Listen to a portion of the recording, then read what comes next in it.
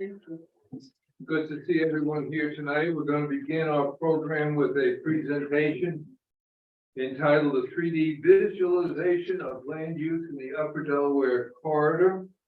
And I'm going to call upon on Zoom Sharon Davis, the Middle and Upper Delaware Program Manager for the National Parks Conservation Association, to introduce our presenters. Hi, everyone. So nice to see you. I can't wait to be back in that room with you sometime soon.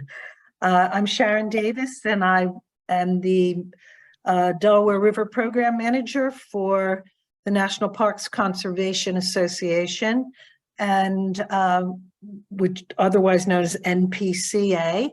And NPCA has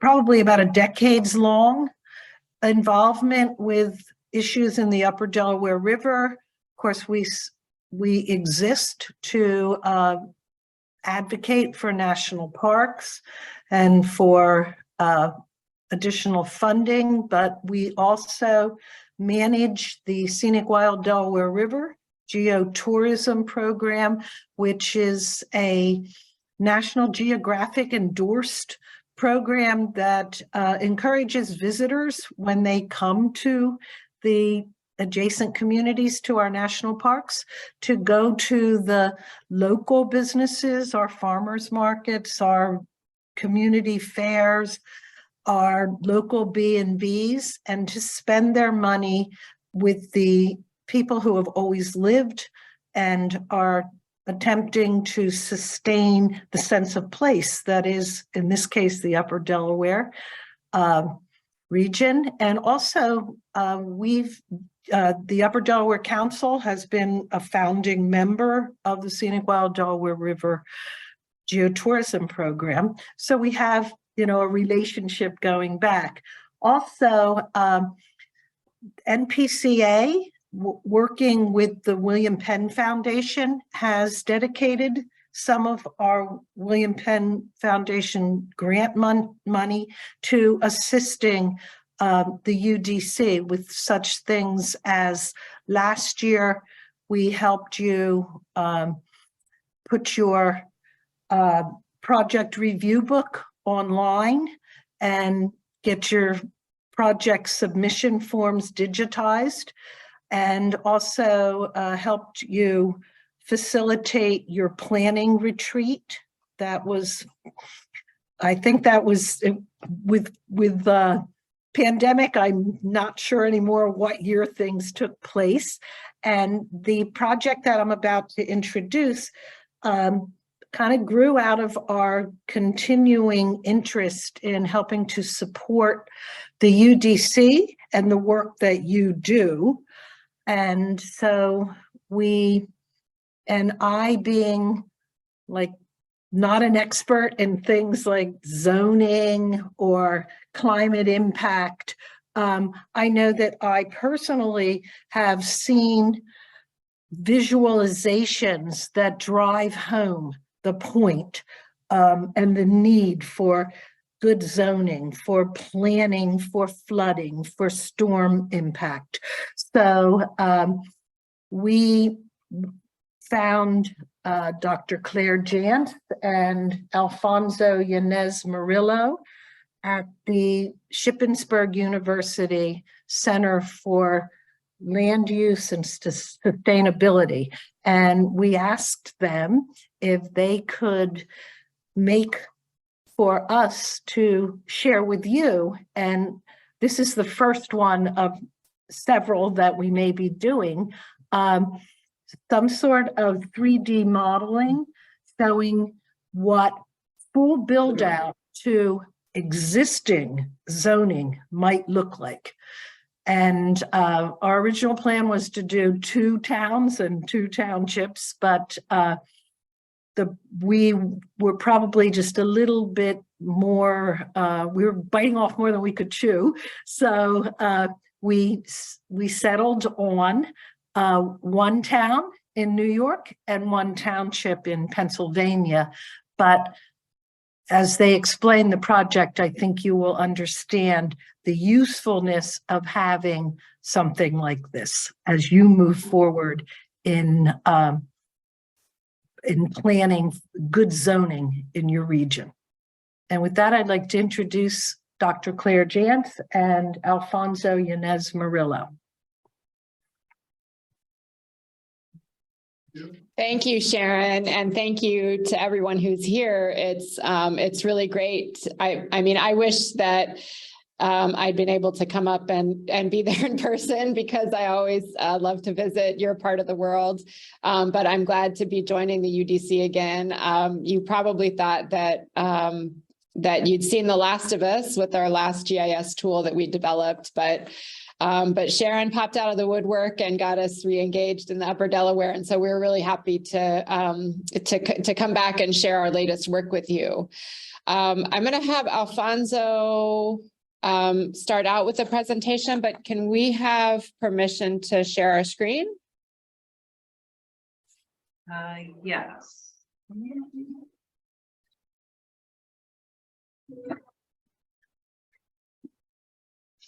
Okay.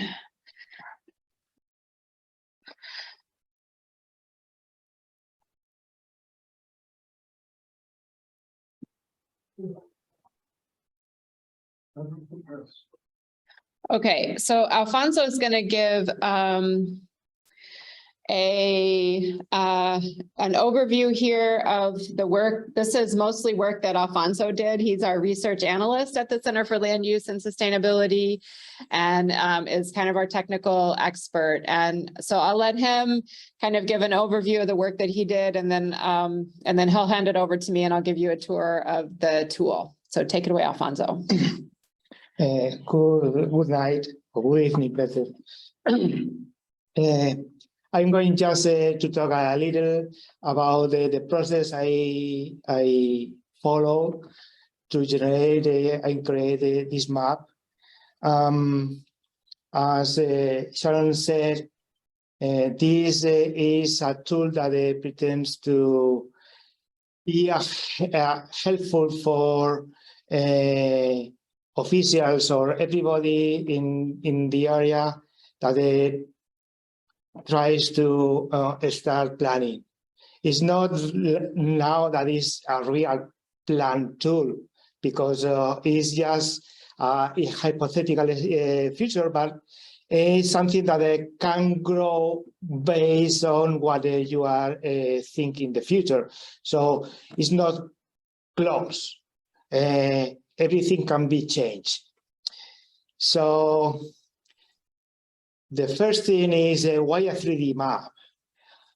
Probably most of you are using maps, but if you are interested in be accessible with local people, general public, you know that many people really don't know how to read a map.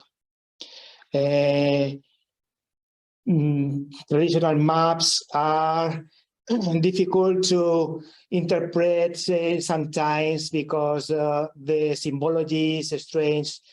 They didn't match the size of the things. So 3D maps helps first to have an idea of how is the topography. You can use them in urban areas to have an idea of the size and volume of buildings. And in our case, we can introduce the user into the landscape of the Upper Delaware corridor. So our intention is looking at this image, photograph, with a 3D map. We can go to exactly the same place and see the same landscape as we are seeing when the image was taken, and we can recreate anything that we are thinking it will happen or is happening now. So the 3D map is essentially very similar as traditional maps. To create a 3D map, we use different layers. The only thing is that we need to reserve a layer specifically for the topography.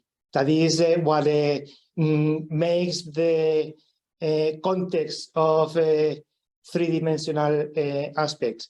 Then the rest of the layers can be organized in different elements in the landscape, like buildings, roads, bridges, or trees. The main difference that we find in a 3D that usually is called a scene with a map is that in a 3D, in a map, we represent the real objects as a representation of, as symbology of the elements. Meanwhile, in the 3D, we try to simulate the real aspect of the elements in more or lower detail. It doesn't matter, but they are more closer with the volume, aspect, shape than in 2D.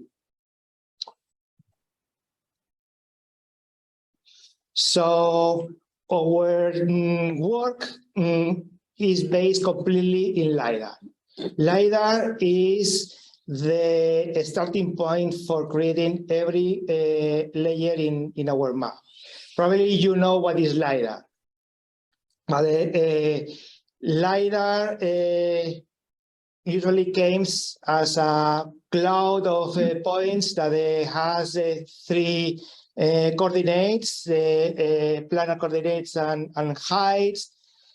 But sometimes the ground points are identified, but nothing else.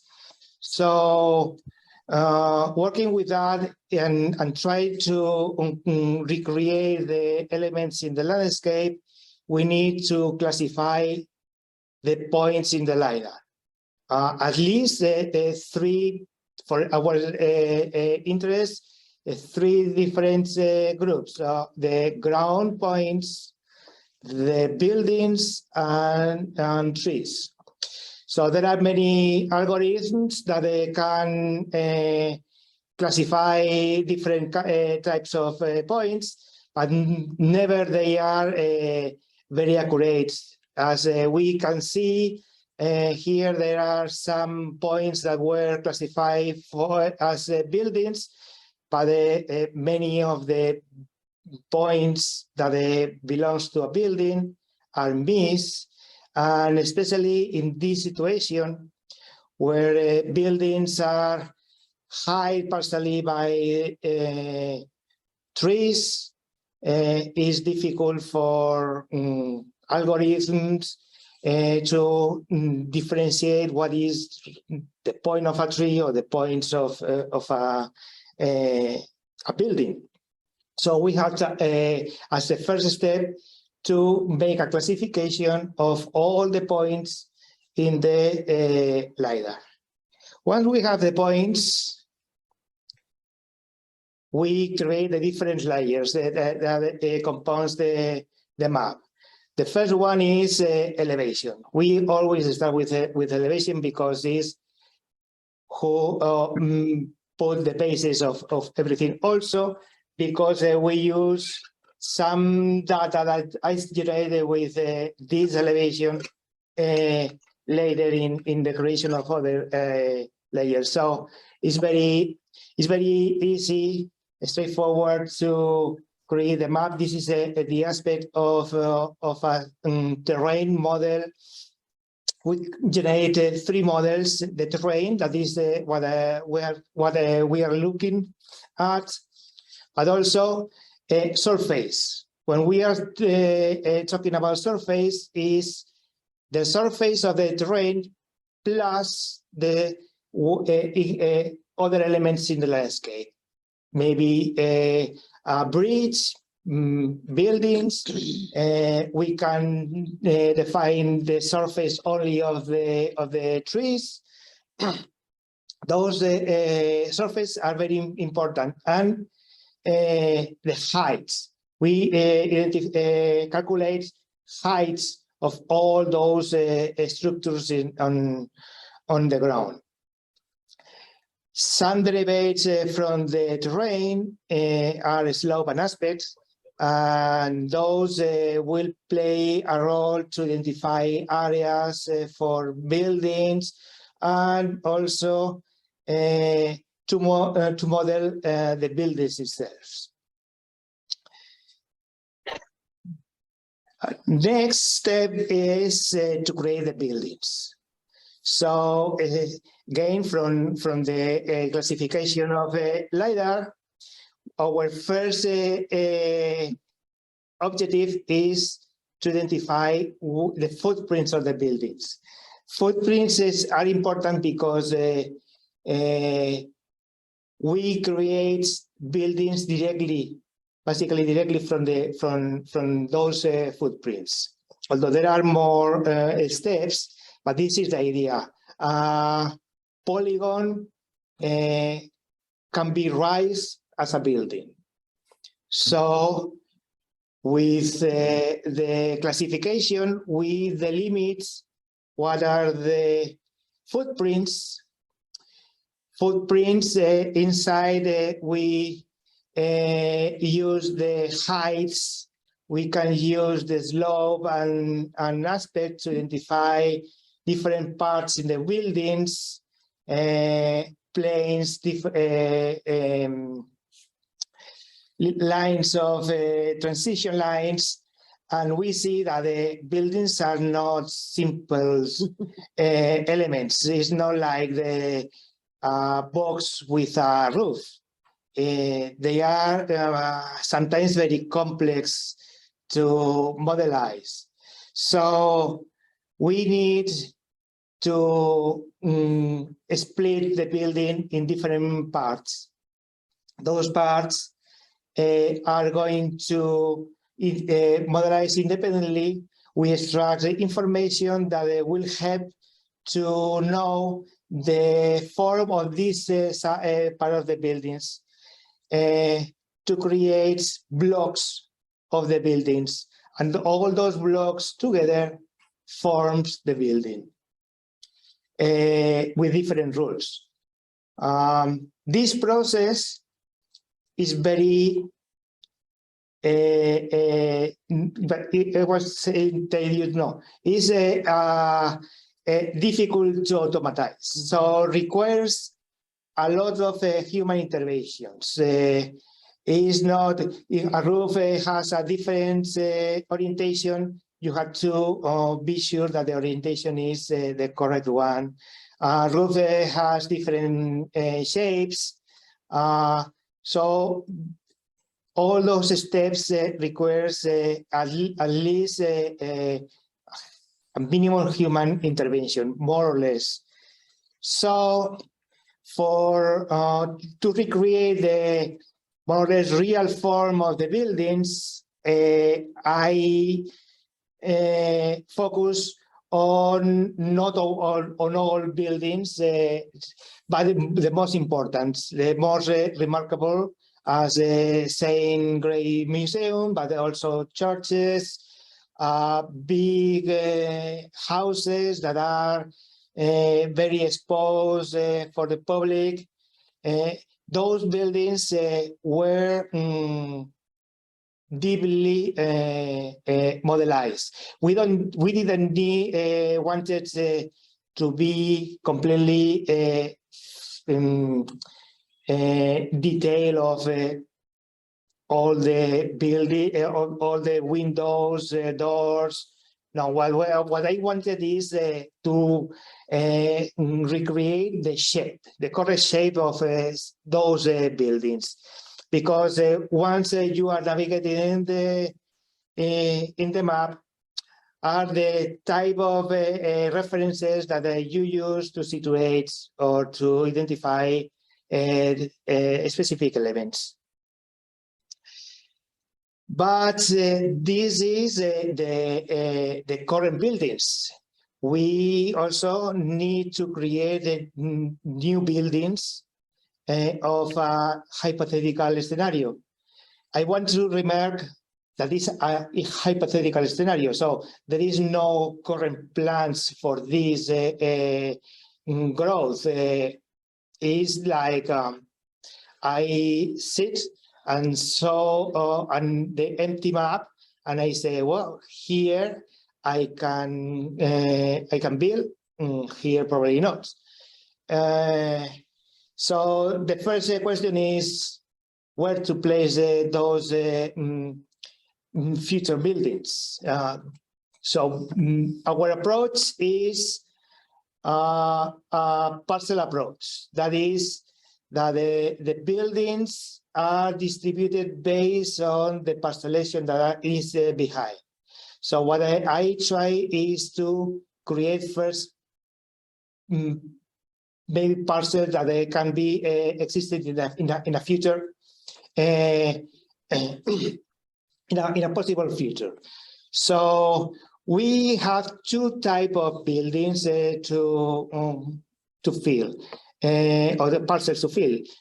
Vacant parcels that are current parcels that they just need to place a building there. As much if the parcel is big enough, we can split it in different lots according to the regulations.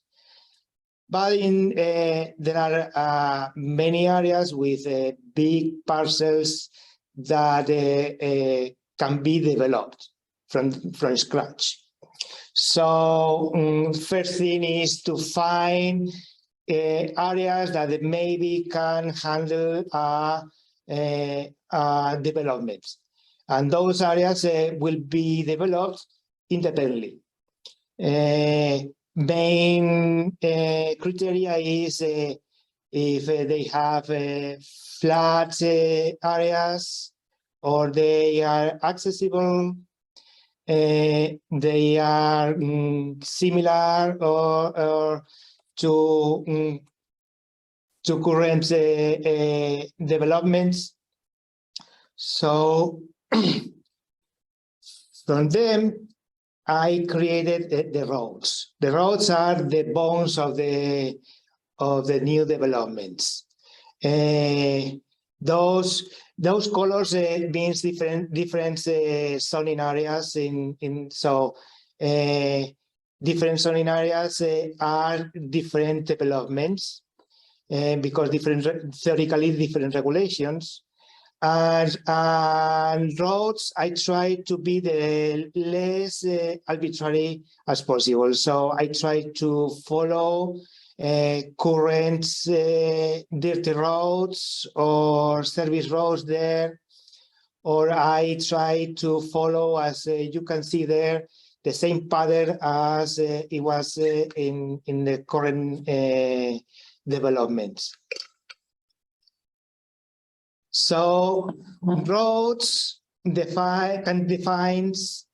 blocks, and the blocks are divided in parcels with the requirements of the ordinances. And then once we have the parcels, we fill those parcels and vacant parcels with a random house in there.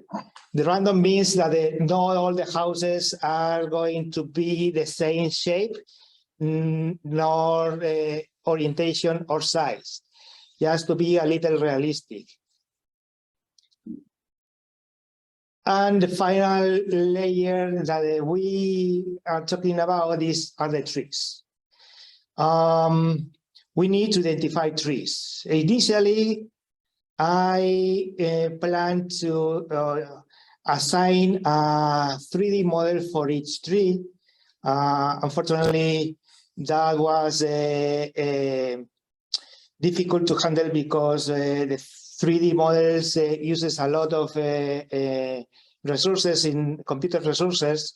So the map, the scene was completely stuck. It was frozen, basically. It was difficult to move. But in any case, we need to identify the trees and the crowns. As always, here LiDAR is the main source for tree identification. So for each tree, there has points that identify the center of the tree and a crown. This is important because we cross the trees with the new scenarios, and we identify which trees are need to remove from one scenario to the other one. So we select, having the same layer of trees, we identify trees that keep in both the scenarios and trees that are removed from one of the scenarios. And last step is we have all the elements. We need to put them together in the scene. So we have here the topography. I render the topography with the Esri default imagery. That is convenient because once we publish the map, is easier to get access, but also because, as you see, is in leaf off season, which is good because many parts are free of leaves. We can see the structures that are above Below the tree. Below the trees, sorry. And then we add the models of the buildings. Many of them, as you see there, are minimally fitted with the correct shape and size. Some of them probably not. And we use the same LiDAR points to recreate the forest canopy. That increase the visual real aspects. This is a colorized LiDAR, so the color was obtained from a native image. So we have the color in summer. It's strange. It's a little shocking having the color of the canopy in summer and the ground for winter. But I think that is the best approach to have the elements in the ground visible.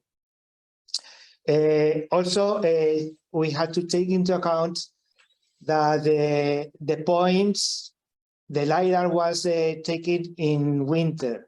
So those aren't leaves, those aren't the branches. So you will see that sometimes trees are not completely dense as we could see.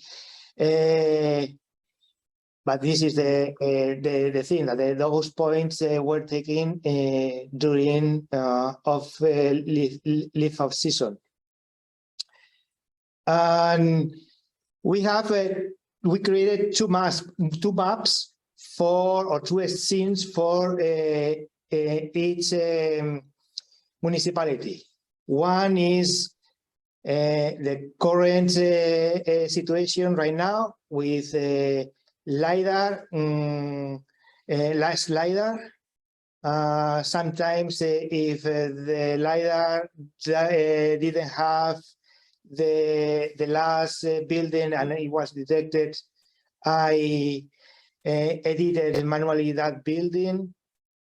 And another scene is adding the new hypothetical buildings and creating the holes in the canopy.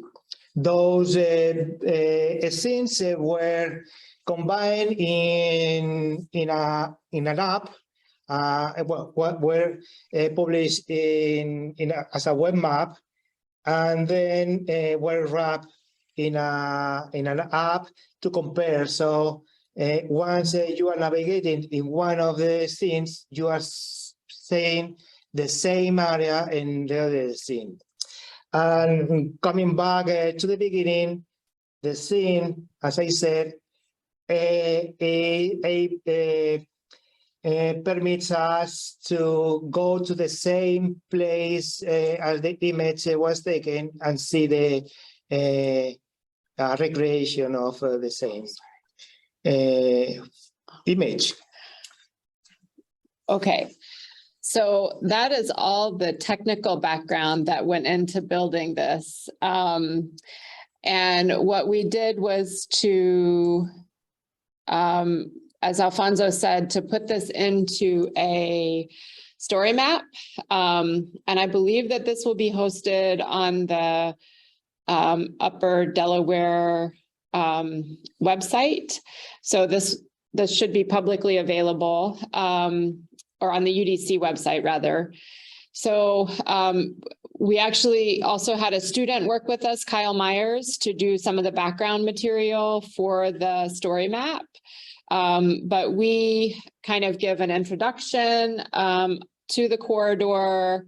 We look at kind of a regional scale, and each map in here is interactive.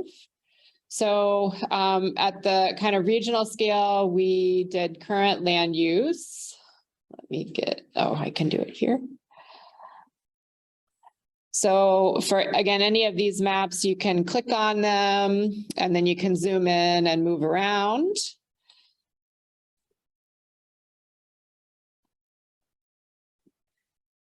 So we included current land use with special zoom-ins for Lackawaxen and then for Tustin.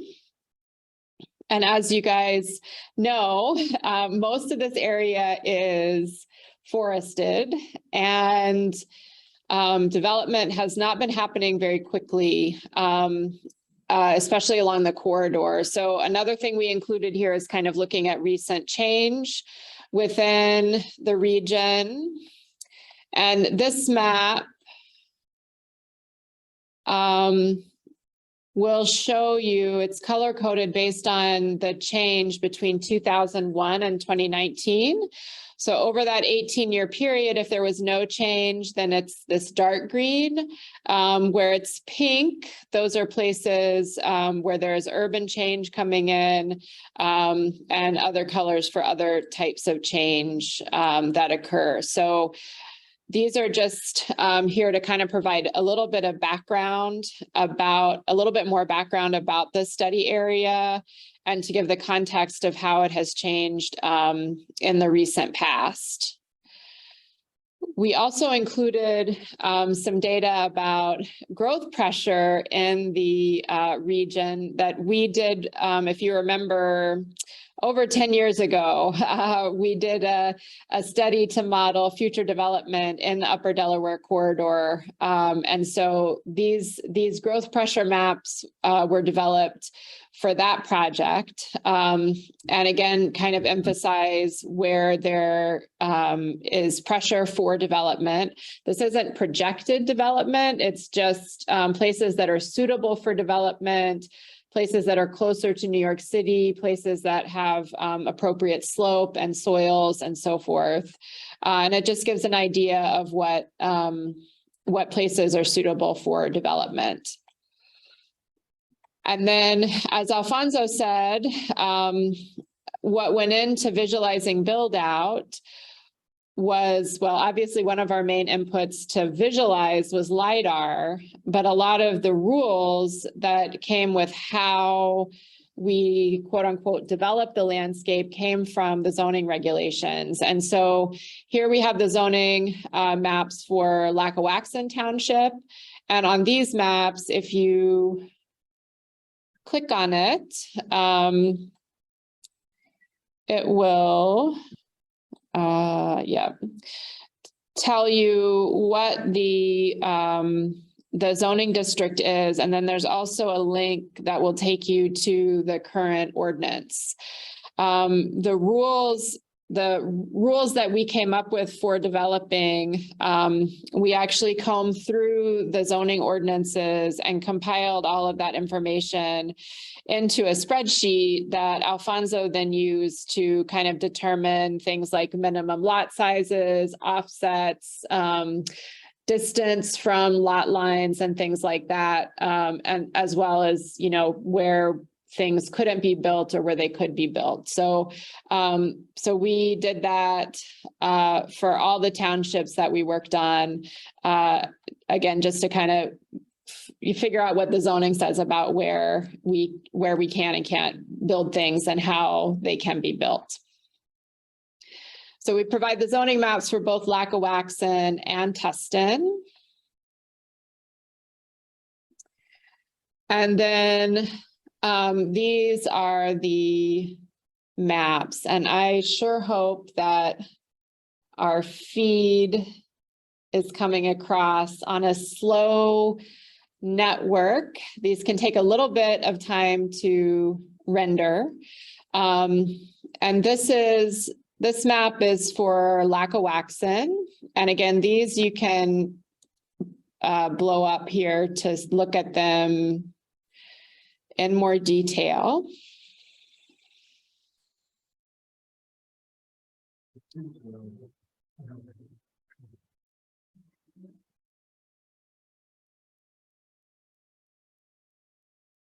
And on the left-hand side is the situation in 2019. On the right-hand side is, and we'll be able to see this, is the new development.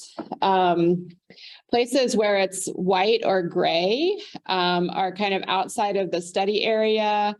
And also on this side, it shows the edge of the river corridor.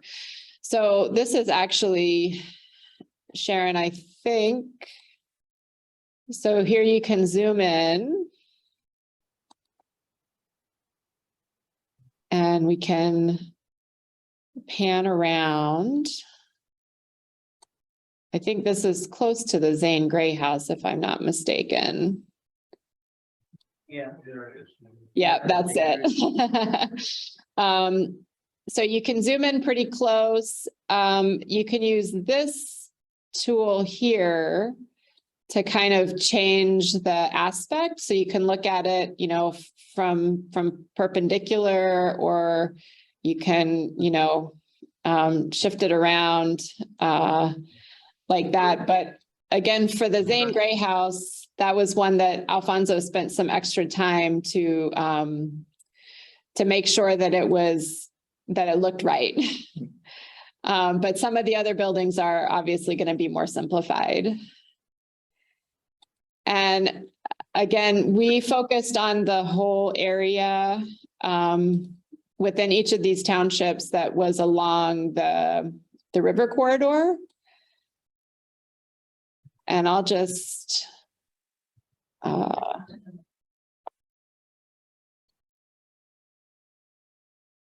we can just kind of take a tour up the river. Maybe I'll be a little more like this. So you can start to see some places where on the right-hand side, there are new houses that are quote unquote built compared to the current situation in 2019. And again, the construction of these neighborhoods is all defined based on the current zoning ordinance in terms of lot lines, setbacks, lot sizes, and so forth. So lots of opportunities to explore. This is Lackawaxen, and in Lackawaxen, Alfonso built 853 new buildings in the river corridor, and a total of 1,500 in the study area. There are some that are built outside of the corridor. And then we did the same thing for Tustin down here. And again, for Tustin, you can pop that out and just focus on exploring this landscape. For Tustin, there were 380 new buildings that were built in the river corridor and a total of 617 inside and outside of the river corridor. So that's our tool. And like I said, this should be available soon on the UDC website so that everyone can spend some time exploring it and seeing what the landscape looks like if it's built out to current zoning regulations. I think we probably took up a little more time than we should have. So thank you for your patience. And I'm not sure if we want to have time for questions, but maybe our contact information is not on the slide. Here's our contact information. So please feel free to reach out to us if you want to follow up with us over email. Okay. All right, that concludes. I don't know if anyone has any questions. We are running about 20 minutes over. Just real quick. Yeah, go ahead. Is it possible to turn off maybe the layers for the trees so you can Yes. see the homes a little better, or is it all baked in there? There. Can Can you repeat, please? we turn the layers off and on? No. No. I tried now the minimum interference of the user. The user only can navigate. No more. Okay. All right. Well, thank you very much for the presentation. We appreciate it, and we'll check it out. Thank you. Following the question with the trees. But The what- trees there, What you can change is the base map. So you can change the imagery that you have there with a topography. So here you have maybe names of streets, roads. Those information is there too. All right. Thank you very Thank you. much. All right, we're gonna move on with our meeting. Sharon, you need to get up and cut more trees. Yeah. I'm working on it. Yeah, There we go. We'll send out the picture. thank you both. Thank Trees come and go. It's nice to be popular. Everybody leaves it. Okay.